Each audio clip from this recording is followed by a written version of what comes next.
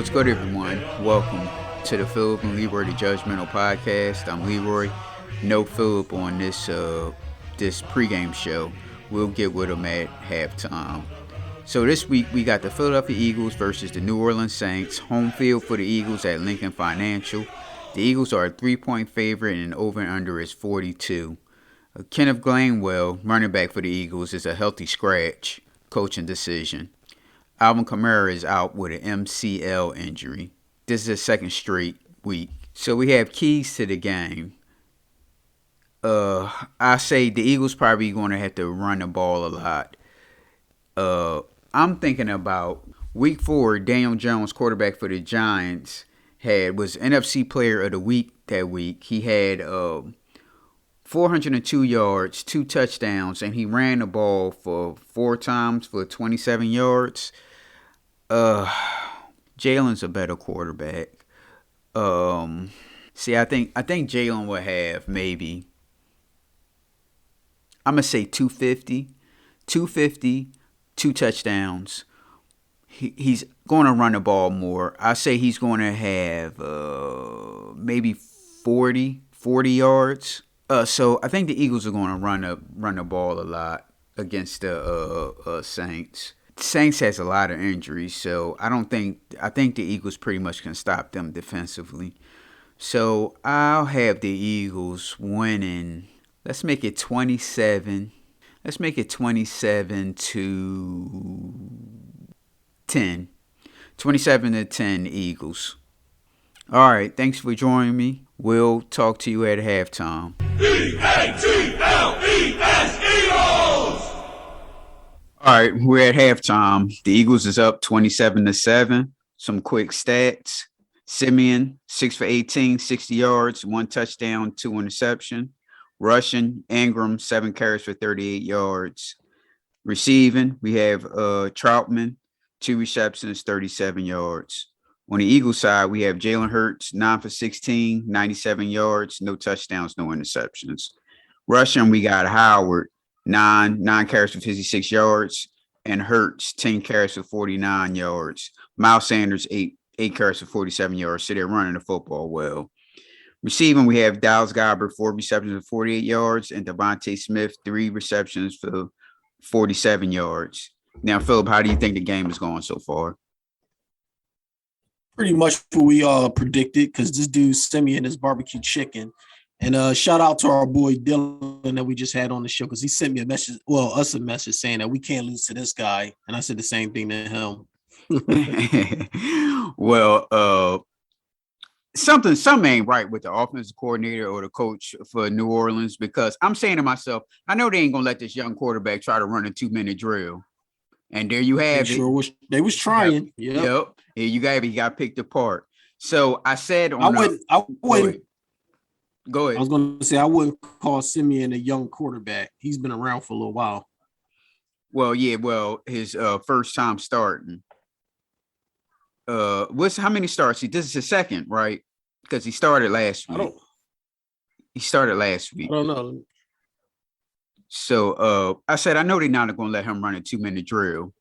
And there you go. He ain't 2-minute drill ready yet. They should have just ran the ball out. And I also on a pregame show, I said that the Eagles wasn't going to have a problem running the football, even though the Saints they lead the league in rush defense, right? Yeah. Yeah, I said it. They wouldn't have a problem running the football. But I want to see more. Go ahead. I was just going to add to that. I don't think we was going to have trouble running the ball, because we got one of the better run blocking lines. They've been in the zone pretty much lately. So I want to see more of a balance offense by the Eagles, because they get run happy. It'd be one possession they'll get run happy, then one possession they want to throw down the football field all of a sudden. Why not have a balance? True. See, I want to see her spread the ball around more when he passes it. He always looking for his number one guy, and I understand that, but don't throw it to him when he doubled. If he's doubled, somebody else is open. Right. And I said, oh no, I hope Miles Sanders ain't had back-to-back fumbles. Like Oh yeah, that's my guy. I put him back in this week because I was desperate. But if he would have fumbled again, his ass would have been on the bench. No more for you this game. So I said the final score was going to be 27-10. So come on, New Orleans, score to get that field goal, and Eagles don't have to score no more. So But they can't stop the Eagles from scoring. Yep. I guarantee you they're going to come. They're going to now they know they can run the football. Guarantee you the next Eagles possession they're going to throw. They're going to throw for 3 downs. Right, because our coach is a hard head. It took him a while to look how long it took this season. He pretty much threw the season away just trying to force Jalen Hurts to pass the ball. Now we was throwing the ball 65% of the time the first like 5 games or 4 games. When Miles Sanders got hurt, it was like 65% passing.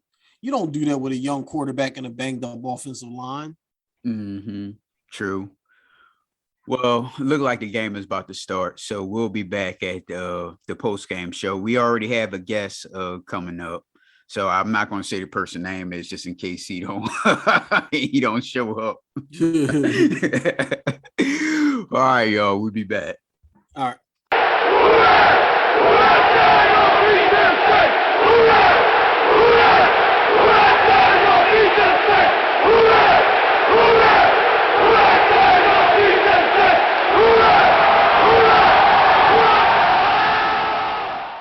All right, there you have it. The Eagles won 40-29. And straight from New Orleans, we got Mr. Brandon Fred Jones. How you doing? I'm fantastic, man. How you coming?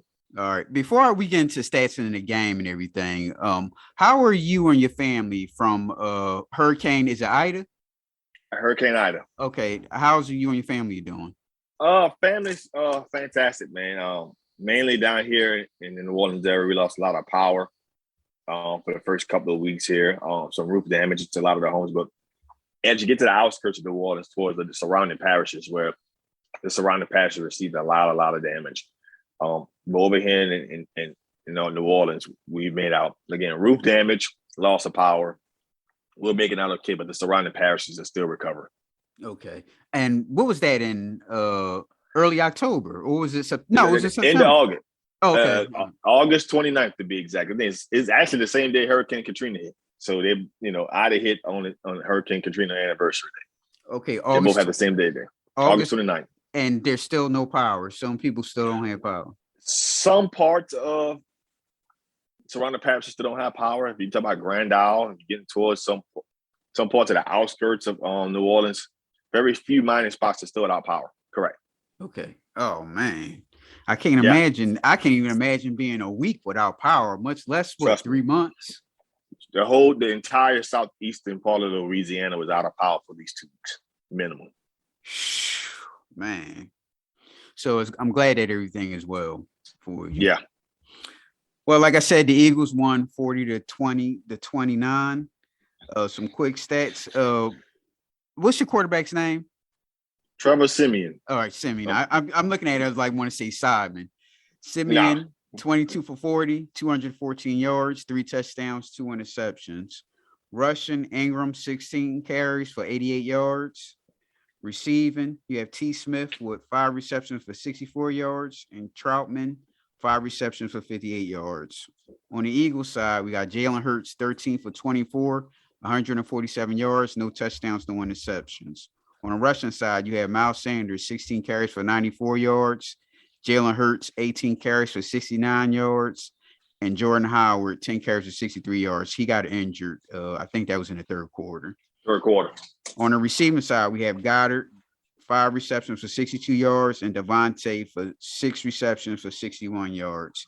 Now, tell us how you feel about your Saints.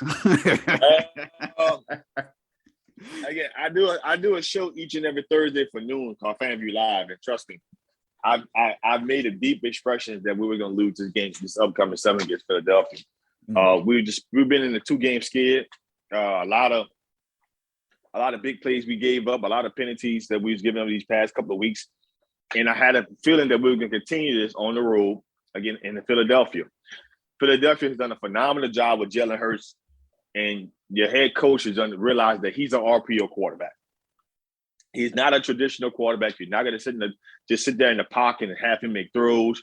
You're not going to do bootlegs with him. He's an RPO quarterback, and they've made that adjustment with the RPO system with Jalen Hurts at quarterback. So I had a feeling that it was going to give our Saints a lot of trouble on the defensive end. And in the first half, it did. Jalen Hurts was just phenomenal in terms of some of the plays that he was able to make. And you knew, and I just know my team. I know once the team was able to get down, it was going to be hard for us to try to come back and recover. And we've been having this skid with us in the last 3 weeks where fourth quarters, we try to make our comeback. Fourth quarter, we try to make our stance. Fourth quarter, we're trying to make that. I think the Saints probably had to have the number one fourth quarter scoring team in the NFL. I mean, the fourth quarter, the first 3 quarters, we just don't do nothing. The fourth quarter, we try to come make this heroic comeback. And we tried it again today, and it didn't work. So I had this thing of being on the road. Eventually, Trevor Siemian at quarterback, just the production, his ability to eventually catch up to the Saints, and it started to show, started to miss some throws. He had the interception, the pick six right before the half to Darius Slay. And to me, that was just the icing on the cake of the game. The pick six was just, okay, it's done. There's still a second half to play, but it was over. Right, because I was saying in the halftime that I'm like, this quarterback ain't built for a 2-minute drill. I'm saying that to myself as they was running the 2-minute drill. And there you have it, Darius Slay with a touchdown. Correct. You had that last week against the Titans. He had 2 sacks in the 2-minute drill that cost the Saints not getting field goal position. He's just not a 2-minute drill quarterback. Right. It's been consistent since he's been starting. Now, granted, it was all praise when we had Tampa Bay. He came on in the game and Jameis Winston got hurt. And everybody, hey, we got something here, Trevor. I'm like, Trevor Siemian has been on around the league for the past 6 or 7 years, and he's been on several different teams.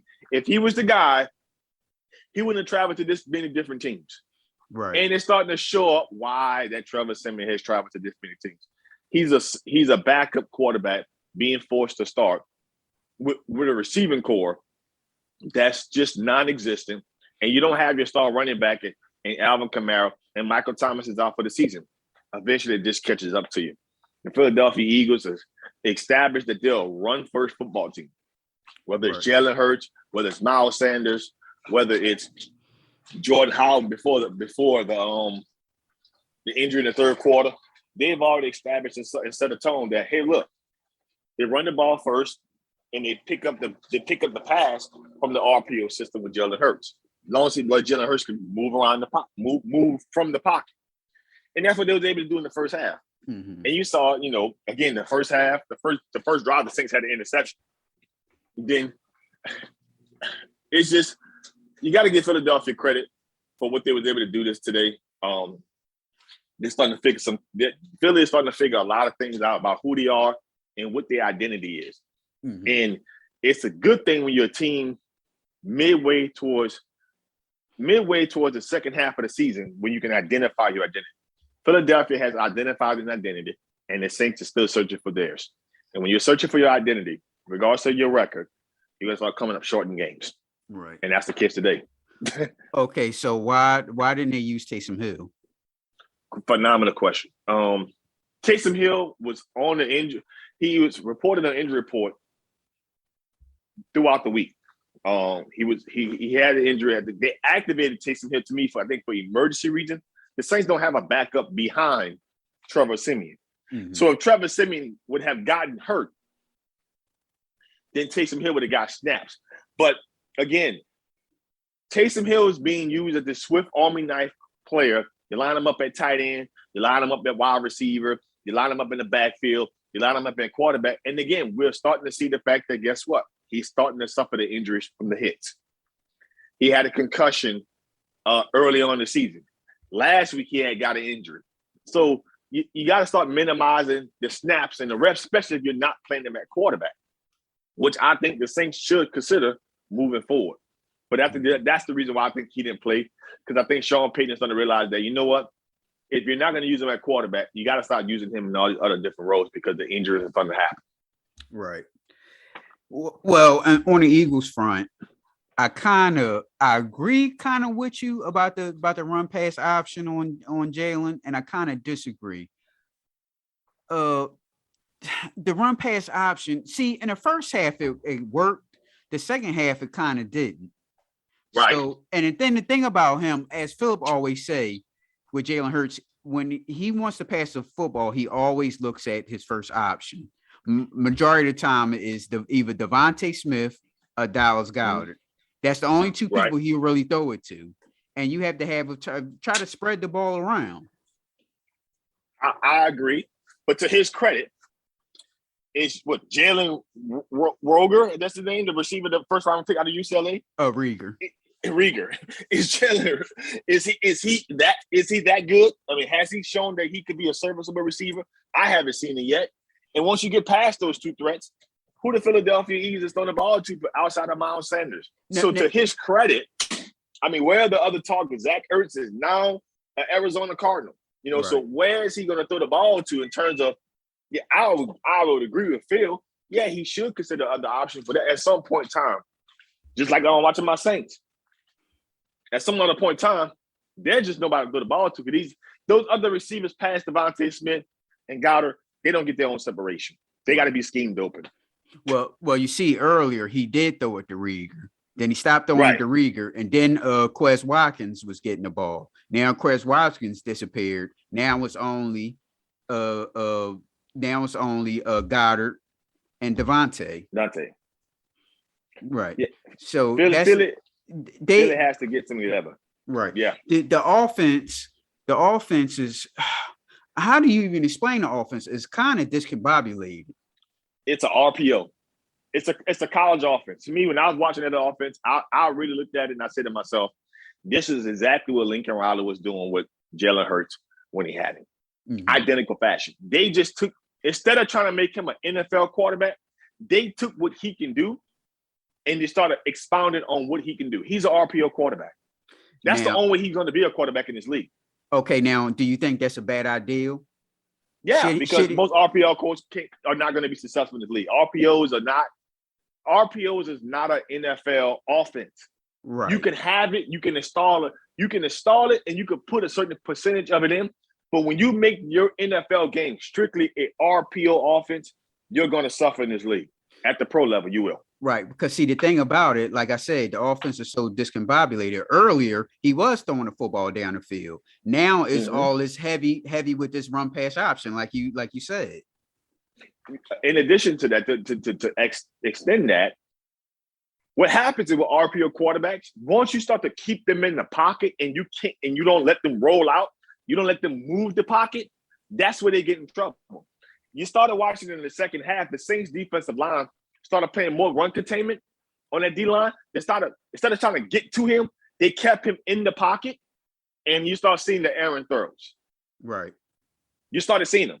You started seeing Jalen Hurts trying to run out, scramble out, trying to run out. And I've seen several times in the second half where Cam Jordan would just take up an area, or I've seen Davenport take up an area and just keep him back in the pocket. And he was trying to scramble, trying to run outside the pocket. That's what RPO quarterbacks do. This is why most of them are not successful at the pro level, because they're not accurate. They're only accurate on the move. Right. Okay, so now you know that the Eagles are supposed to get a whole bunch of early first round draft picks at the end of the season. So are you saying, should we look for a quarterback? Not in this draft. I mean, this NFL draft coming up is not going to be a top heavy quarterback draft like we've seen in the past few years. I mean, we just had this past draft, and guess what, man? We had Trevor Lawrence, we had Justin Fields, we had Zach Wilson. Just to mention a few, right? Some of the first round picks that were taken. And in the previous draft, you had some other guys that was taken in the first round in terms of quarterback. This upcoming class of quarterback is just not it. I mean, it's just not.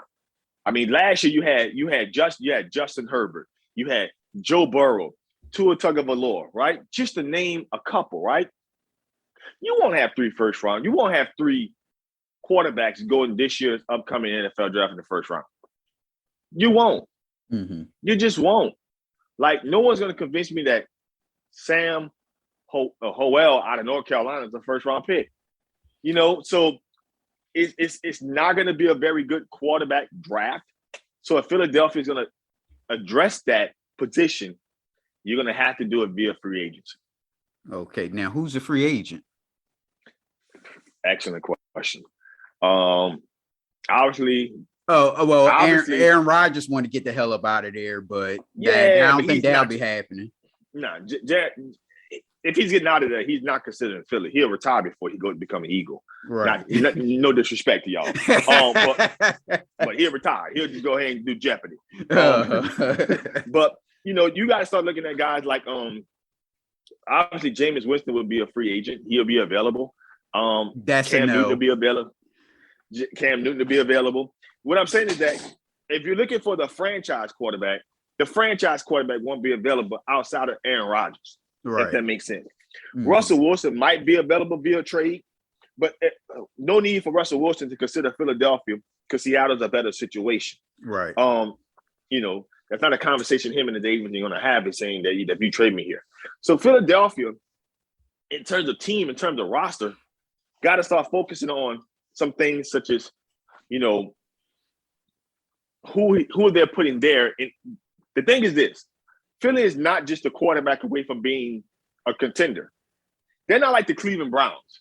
The Cleveland Browns is a quarterback away from becoming a contender. That's not Philadelphia's situation. You need more items. You need more, production in certain areas. A linebacker. Took the words out of my mouth.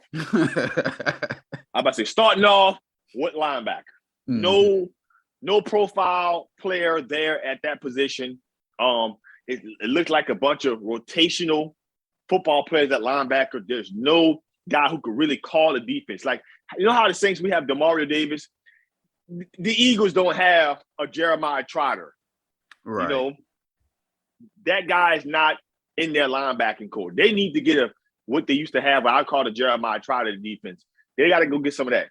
Brandon Ingram and Brandon Graham and Fletcher Cox are two veterans, but I think they're older veterans. They Mhm. got to get a pass rusher. They got to get somebody who can secure their D-line for the future. So this is some of the things I would also consider. Defensively, they got to get those two cornerstones. I think Darius Slay is a very good corner Mhm. overall. I like Darius Slay. I like him. He came from the Detroit Lions. I thought he's one of the best corners in the league at the time when he was traded.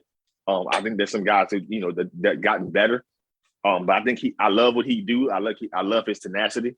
But losing Malcolm Jenkins was big. Yet never found a way to replace that kind of serviceable player.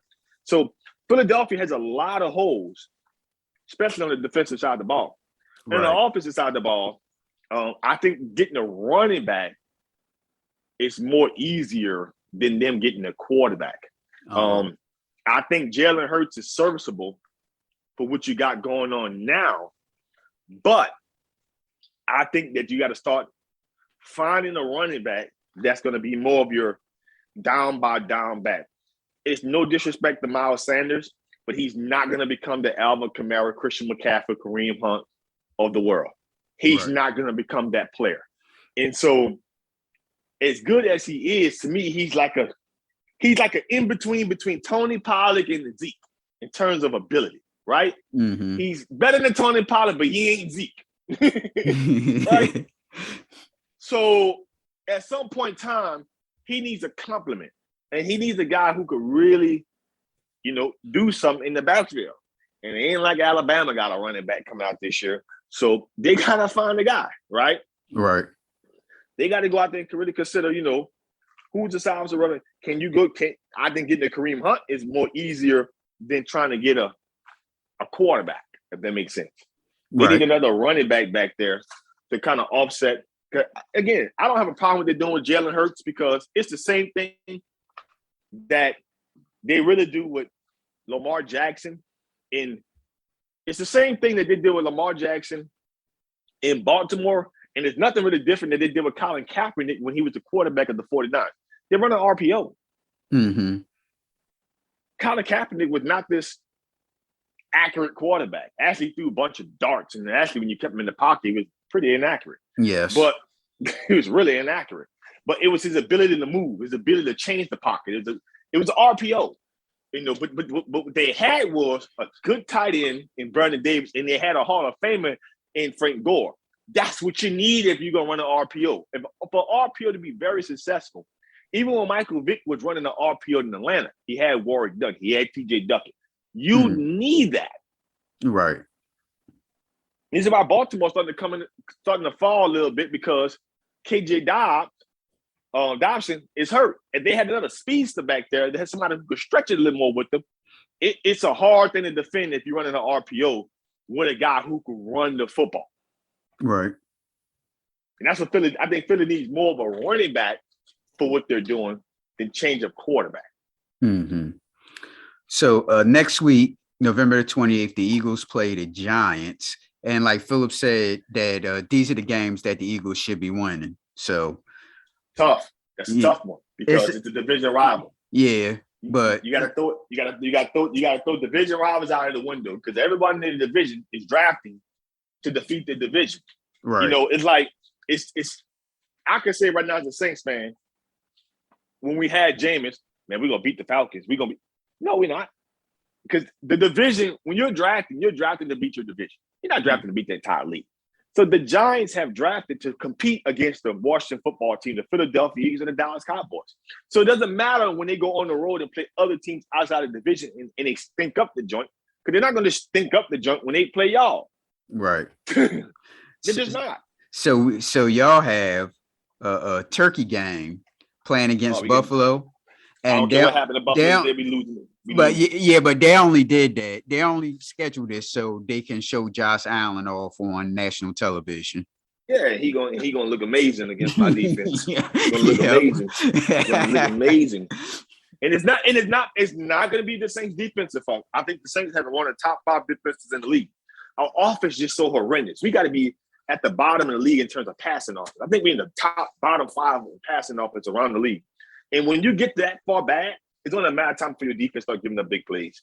And so on Turkey Day, regardless to what the Buffalo defense giving up 5 rushing touchdowns today against Jonathan Taylor, hey, don't worry about that. They're going to stop the Saints coming next week. And trust me, I'm going to be very, very upset eating my turkey, eating my ham, and eating my gumbo.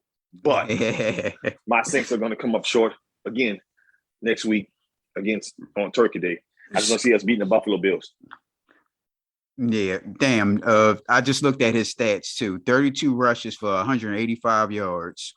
Yeah, 5 rushing touchdowns. I got 4 on the score. So 4. Is it? Yeah, I don't know. Sometimes the score be they're not really up on stats, so it could be 5. Yeah, it could. It's out of he has 4 or they have 5 on the day. I know they have 5 on the day. Whether Taylor got all 5, I don't know. But I know for sure they have 5 rushing touchdowns. The Indianapolis coach does. Oh, here you go. And he got 1 receiving touchdown. Okay, and 4 rushing touchdowns. Okay. Right. So it's 5. So damn, it's 5. Yeah. So that's the whole damn offense was going through him all day. Carson Wentz only had 106 yards passing. Carson Wentz is taking a step back. Obviously, you guys studied Carson Wentz enough, probably a whole lot more than I have, because obviously he was a Philadelphia Eagle for the first 4 years of his career. Mm-hmm. But Carson Wentz has taken a step back as not being what I would call a franchise quarterback, being picked, second overall right behind Jared Goff. But he's taking a step back and becoming just a starter.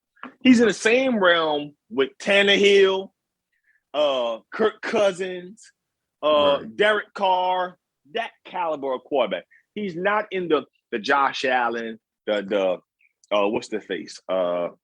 Russell Wilson, Aaron Rodgers, Tom Brady, Patrick Mahomes.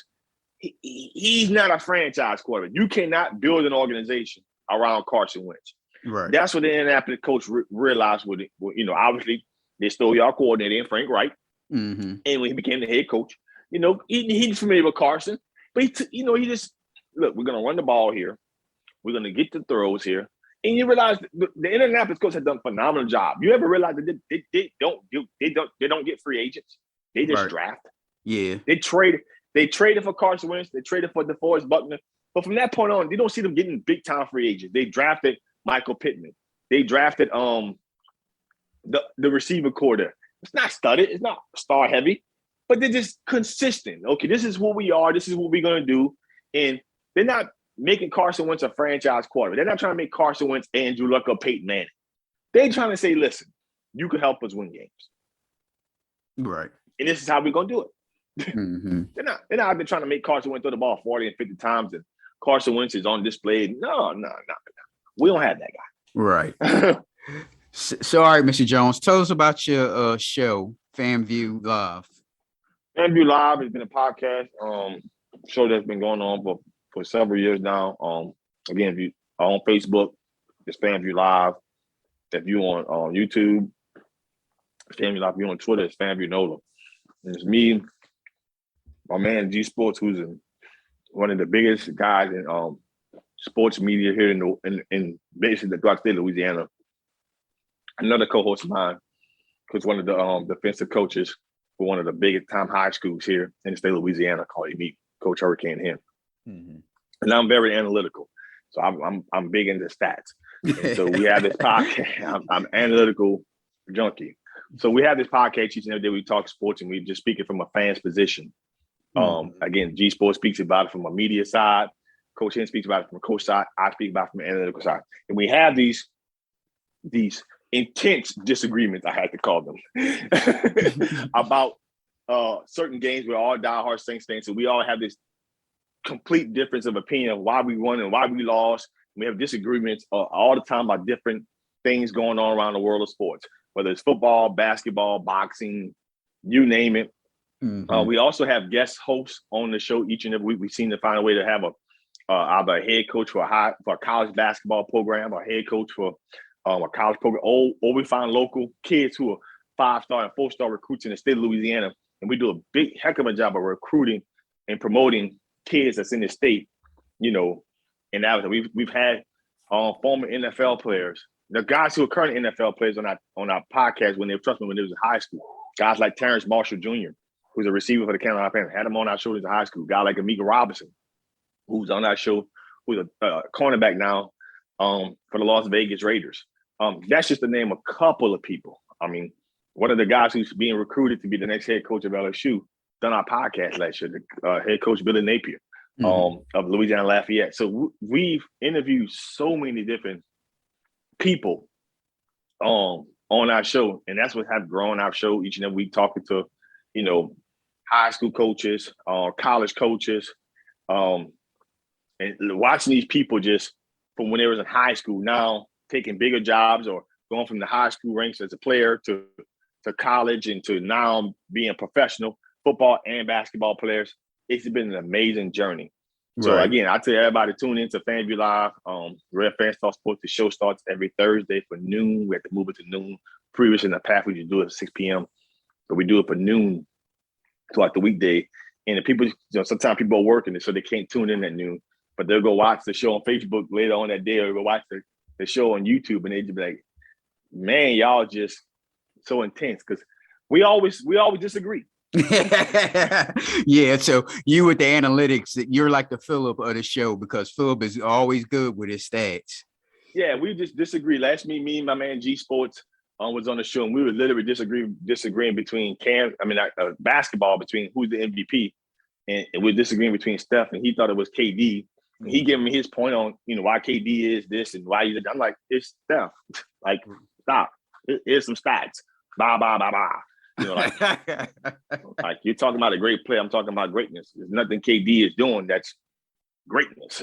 Right. It's like you get other people to watch. It's like whatever he's been doing, people know what he's gonna do, but people ain't tuning in to watch. Everyone's watching stuff. So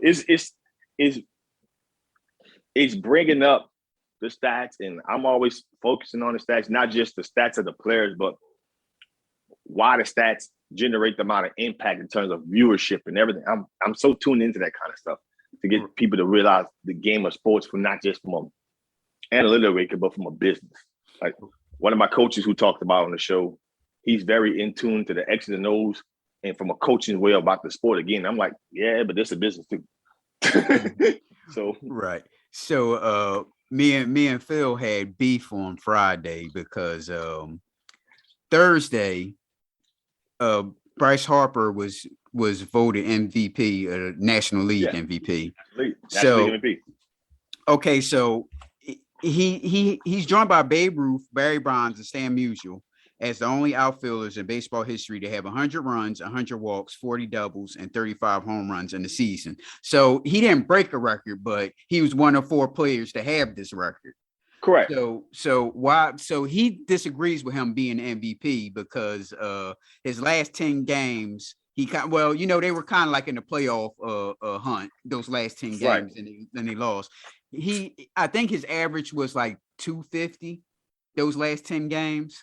So Philip don't believe that he should have been an MVP. He thinks that Tatis has better stats. Well, Bryce Harper actually, he didn't, like I said, he didn't break a record, but he was one of 4 players who don't have this record.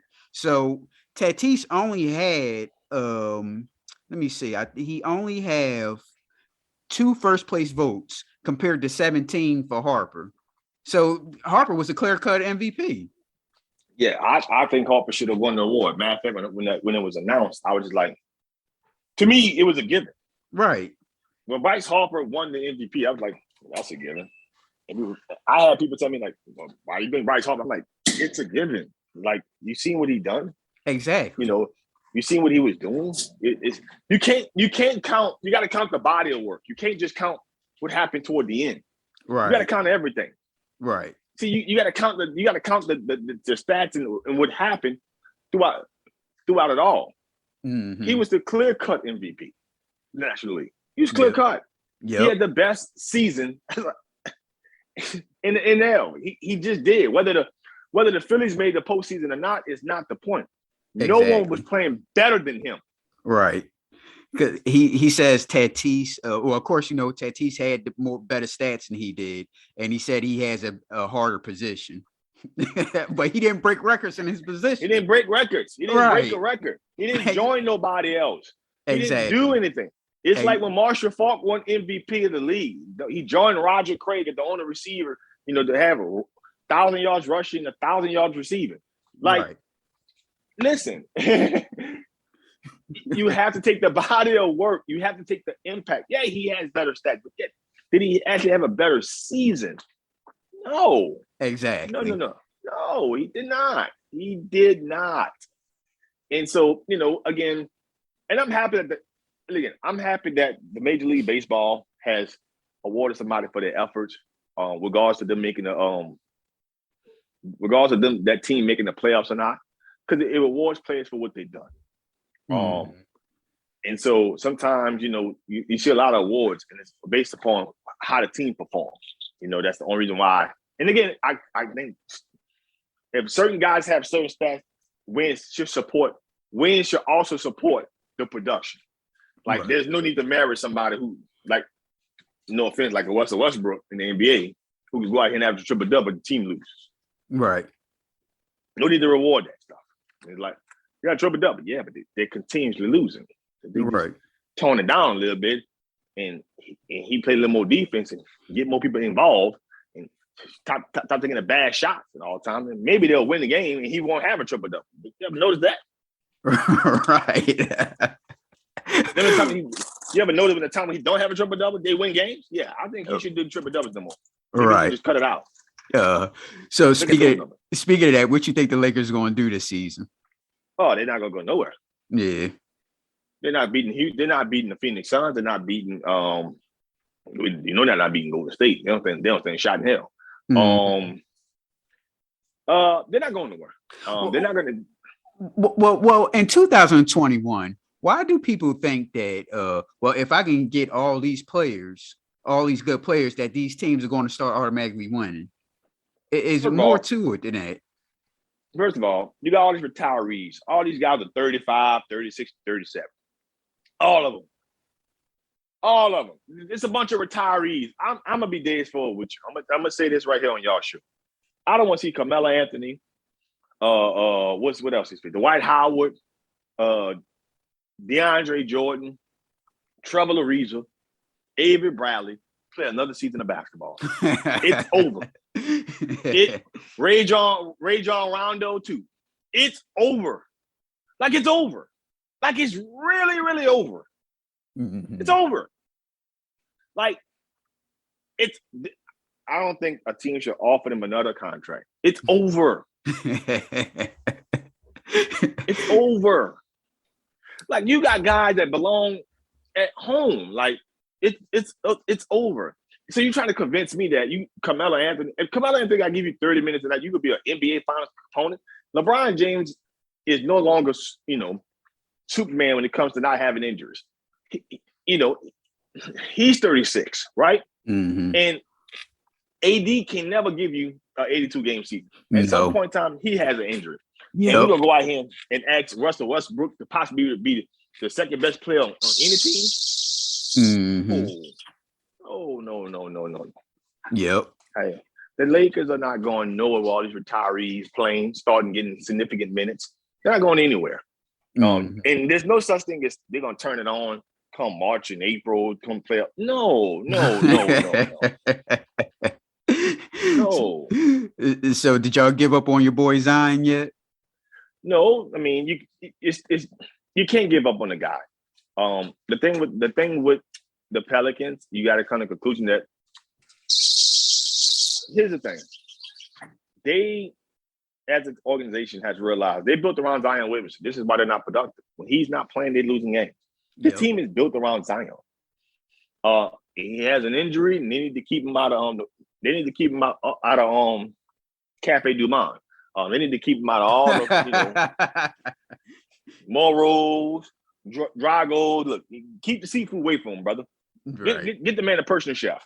Yes. I mean, down here in New Orleans, brother, you can gain 20 pounds just by smelling seafood. Okay, listen, get the guy a personal chef. And make sure he keep his weight under control.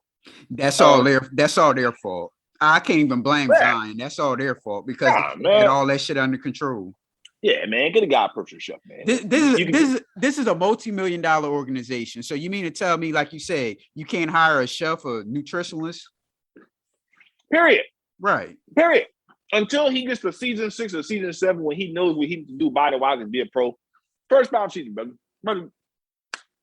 We're gonna cook the eggs for you, brother. We're not gonna let you go over here and go to Waffle House, brother. Can't do it. Exactly. You're not going to Betsy Cake, brother. They put salt and pepper and all kind of stuff. They put Tony's in there. No, brother, you're gonna gain weight. Yep. Not happening. So down here, man, you gain 20 pounds in a second. Just smelling food. Can't do it. So as a team, but Zion does have an injury. It's not just weight. He had a foot injury, and getting him back into condition and so on, what have you. I think overall the Pelicans, I was a fan of David Griffin as the general manager, coming in here, changing the culture, changing on the locker room. He did the best he could do with the Anthony Davis situation. He got the best amount of assets possible. But since that point, he's dropped the ball. He fired Elvis Gentry, which I don't think it was a bad move, but the Stan Van Gundy hire was the bad move. Yes. I think he got it right with Willie Green, but now he got to do a lot of convincing. You couldn't re-sign Zion. You couldn't re-sign LaMelo Ball. Want it out, right? Lonzo. Not LaMelo. Lonzo wanted out. Lonzo got out, went to Chicago, having a heck of a season, by the way. Yes. So he's dropped the ball. Everyone gave him credit for getting the most you can get for AD, right? But since that point, when you drafted Zion, it's kind of been backwards. Obviously, Brandon Ingram became the most improved player here.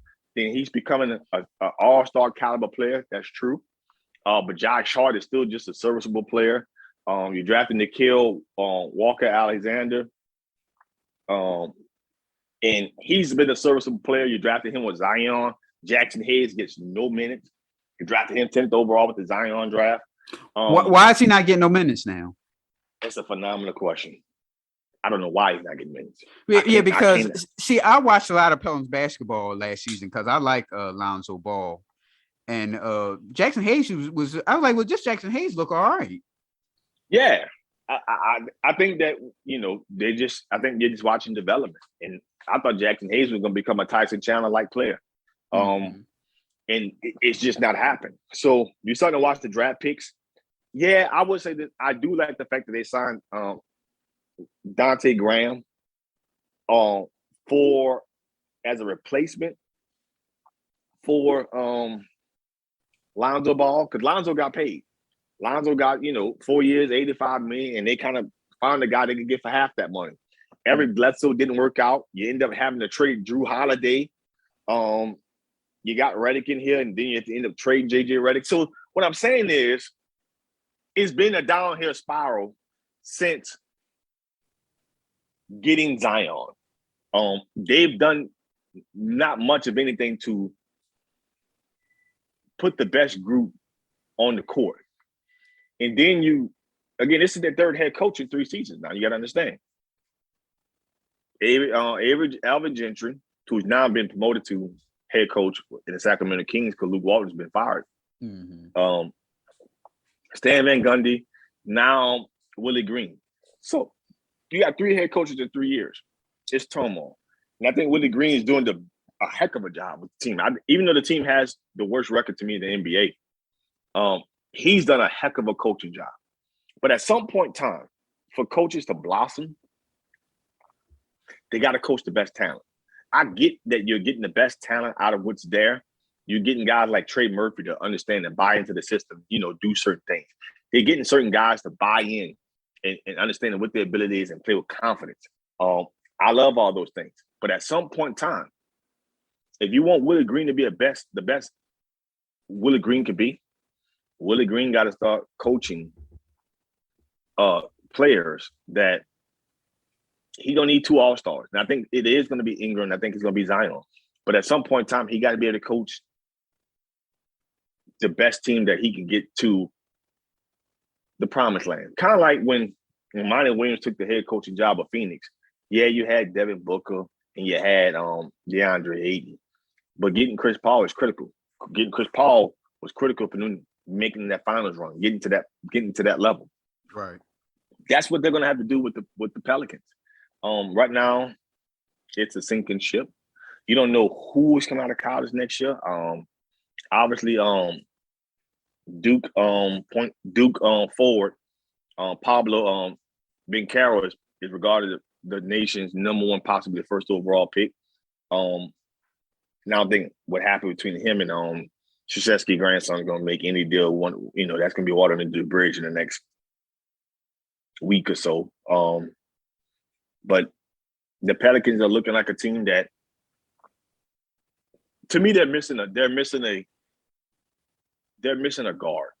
And I don't necessarily mean a point guard. They're missing I would say like a Brandon Roy-like player. Right. They're missing that guard. They're missing that pure 6'7" scorer. I think they've been substituting this position too long with, they'll go out here and put Graham on the court and they put Nickeil, Walker Alexander out there. And you'd be like, listen, some point in time, you need a true number 2. Now, I ain't talking about a defensive number 2. I'm talking about a guy who can play both ends of the floor, and he's 6'7". Like, they got to go find the Anthony Edwards out there. They got to go find a kid like that. Right. And so that way they can still play if Zion if he can't keep his weight under some sort of control, they can still be a productive team. So they got to go find that caliber kind of player. And until they find it, I don't think the Pelicans are going to really get anywhere. Again, they need a Devin Booker. They're going to need that caliber player, somebody who can. And it's not a disrespect to Ingram. I think Ingram can do that. But to me, Ingram is not an athletic player. Mm-hmm. He's 6'10". The word is not a poor man's KD, but he's not athletic. He can do all the things that you're asking him to do, but at some point in time, the limitation is just athletic ability. And he's not a really great defender, if that makes sense. Mm-hmm. So when he's on the court, if he's not scoring, the most he can do is rebound, because there's really nothing on the defensive end that he really does.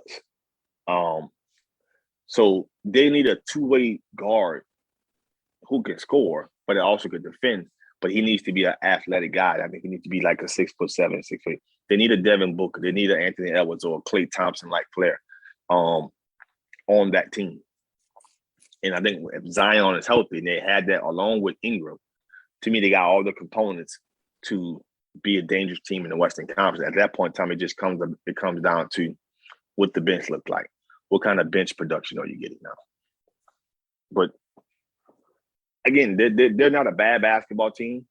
But right now they're young as a team. And what young teams do, more importantly than anything, they don't play really good defense and they blow leads. They'll get a lead and they'll blow it. Mm-hmm. And so you've watched that a few times. I think I watched them last week and it was up on, I forgot what team that was up on. I think it was up on Philly. Was it Philly that was playing? I think it was up on Philly. They just came back and just say had this blow lead. I was like, listen.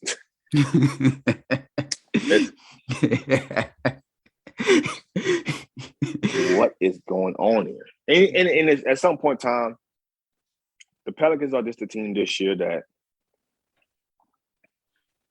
teams are just playoff teams are just supposed to beat. They're playing. Them and the Sacramento Kings are just, to me, they don't have an identity.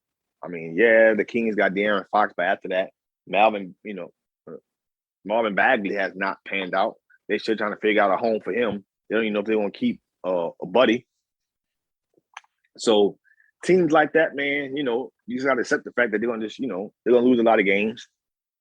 And teams going to pretty much, they're easy victory for them. Mm-hmm. So Pelicans going to lose a lot of games this year. But I think Willie Green is doing a heck of a job getting, I would say this right now. If they was losing right now and they had all-star players on this team, Willie Green would have lost the locker room. But because it's young guys, he's able to coach.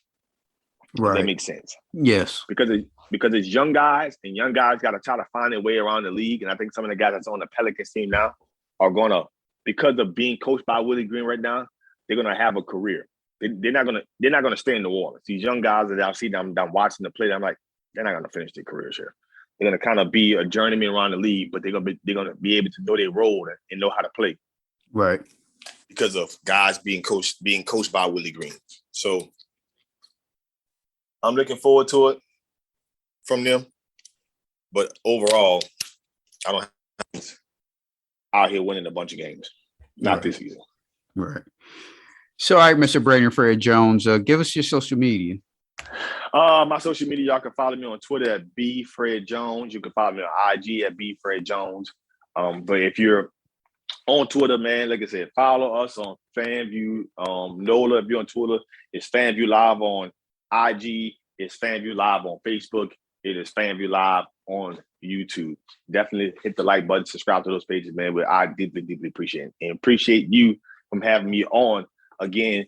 And trust me, I wanted to talk a lot of BS today. I wanted to clout. I wanted to shout. I wanted to show y'all. I wanted to drop my stuff. But today is not that day. The Philadelphia Eagles are victorious. And I feel bad.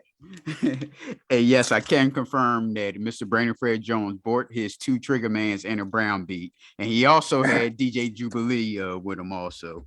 Yeah. We all suffering down here, Don't forget about Chopper Style, baby. Oh yeah. You know what? When I sent you that that Big Tyrus video, and I said, "Oh shit, I forgot all about Chopper Style." Don't leave out Chopper Style, baby. Don't leave out Chopper Style, baby. Well, all right, everybody.